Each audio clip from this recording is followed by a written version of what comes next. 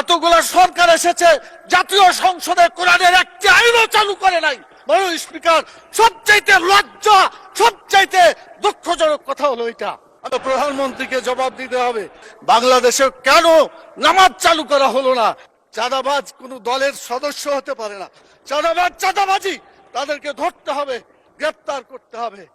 অতএব আসুন বাংলাদেশে মানুষের আইনের কবর রচনা করে কোরআনের আইন প্রতিষ্ঠা করি রব্বুল আলামিন। দুনিয়াতে আমরা কেউ থাকবো না, মরার পরে আমাদের আসল জায়গা। এখানে যা আলোচনা হচ্ছে সব দুনিয়া কেন্দ্রিকই আলোচনা হচ্ছে। আখিরাতে কি হবে এই চিন্তা কারো মনে নাই। আল্লাহ তাআলা সূরা আলে ইমরানের 185 নম্বর আয়াতে বলেছেন, ফামান জুহজিহা আনিন নার ওয়া উদখিলাল জান্নাত ফাকাদ ফাজ। যে ব্যক্তি জাহান্নামের আগুন থেকে বাঁচতে পারলো সেই সত্যিকার সফল হবে, এবং জান্নাতে প্রবেশ করতে পারলো সেই সত্যিকার সফল হতে পারবে।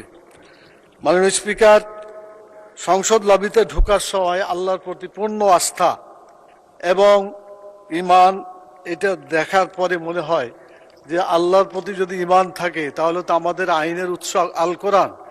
কোরআনের বিধান বাংলাদেশে চালু হওয়া উচিত ছিল। মাননীয় স্পিকার, 90% জন মানুষ যারা কোরআনে বিশ্বাস করে, এই কোরআনে যে বিধানগুলো আছে 6666টি আয়াতের মধ্যে not less than 1000 ayat belong to the positive order and not less than 1000 ayat belong to the negative order। 1000 আয়াত আছে যেগুলো হাবোধক আইন, 1000 আয়াত আছে যেগুলো নাবোধক নিষেধ। কোরআনের এই 1000 পজিটিভ এবং 1000 নেগেটিভ আয়াতগুলা বাংলাদেশে কায়েম করতে হবে, এটা আমাদের দাবি। মাননীয় স্পিকার, এরপরে যে কথা আমি বলতে চাই মাননীয় স্পিকার, সেটা হলো আল্লাহ তাআলা যাদেরকে নির্বাচিত করেছেন, হুকুমের ক্ষমতা দিয়েছেন, সূরা হজের 41 নম্বর আয়াত। মাননীয় প্রধানমন্ত্রী আছেন, তার দৃষ্টি আকর্ষণ করে সকলকেই বলতে চায়, আল্লাযীনা ইম্মাক্কান্নাহুম ফিল আরদি আকামুস সালাত ওয়া আতাউয যাকাত ওয়া আমারু বিল মারুফ ওয়া নাহাউ আনিল মুনকার। যারা রাষ্ট্র ক্ষমতা পাবে তারা দেশে নামাজ চালু করে মানুষের চরিত্র ভালো করে দেবে, এবং যাকাত চালু করে মানুষের ক্ষুধা, দারিদ্র, বেকারত্ব দেশ থেকে তারা বিতাড়িত করবে। ভালো কাজ করে মানুষকে শান্তিতে থাকতে দেবে, খারাপ কাজ বন্ধ করে অশান্তির আগুন থেকে মানুষকে রক্ষা করবে। কিন্তু দুর্ভাগ্য, আওয়ামী লীগ এসেছে 6 বার, বিএনপি 5 বার, জাতীয় পার্টি 2 বার। এতগুলা সরকার এসেছে, জাতীয় সংসদে কোরআনের একটি আইনও চালু করে নাই।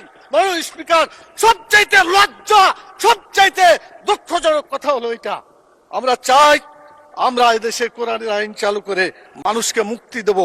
আমি মাননীয় প্রধানমন্ত্রীকে বলবো, আপনাকেও জিজ্ঞাসা করা হবে, আমাকেও করা হবে, বাংলাদেশে কেন নামাজ চালু করা হলো না? কেন যাকাত চালু করে ক্ষুধা, দারিদ্র, বেকারত্ব দেশ থেকে দূর করা হলো না? কেন ভালো কাজ চালু করে মানুষকে শান্তিতে থাকতে দেওয়া হলো না? কেন খারাপ কাজগুলো বন্ধ করে অশান্তি থেকে মানুষকে রক্ষা করা হলো না? মাননীয় স্পিকার, আমি আপনার মাধ্যমে মাননীয় প্রধানমন্ত্রী সহ আইনমন্ত্রী পাশে বসে আছেন, তারা জবাব দিবেন এবং বলবেন তাদের দায়িত্বটা কি। এরপরে যে কথাটা আমি বলতে চাই, মাননীয় স্পিকার, সময় কম দেওয়ার কারণে কোনটা বলি আর কোনটা বোঝা যাচ্ছে না।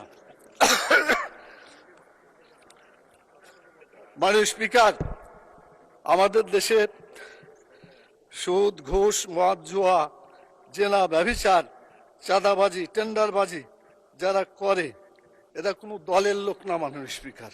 কিন্তু যখন বলা হয় যে এক দল চাঁদাবাজি করে পালাই গেছে, আর এক দল চাঁদাবাজি করার জন্য প্রস্তুতি নিচ্ছে, এটা বলার পরে কোনো দল যদি রিয়াকশন করে, তখন তো বোঝা যায় এই চাঁদাবাজদেরকে দলের সদস্য হিসাবে গ্রহণ করা হচ্ছে।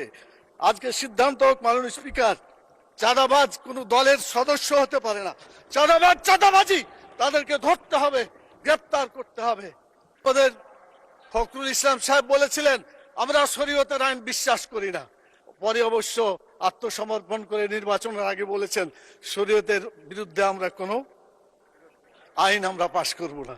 তো ধন্যবাদ ওনাকে, অন্তত তওবা করে ফিরে এসেছেন। আমরা আল্লাহর আইন চাই, আপনারা আল্লাহর আইনের বিরোধিতা করবেন না বলেছেন। অতএব আসুন বাংলাদেশে মানুষের আইনের কবর রচনা করে কোরআনের আইন প্রতিষ্ঠা করি রব্বুল আলামিন। আল্লাহ তাআলা আমাদেরকে সে তৌফিক দান করুন।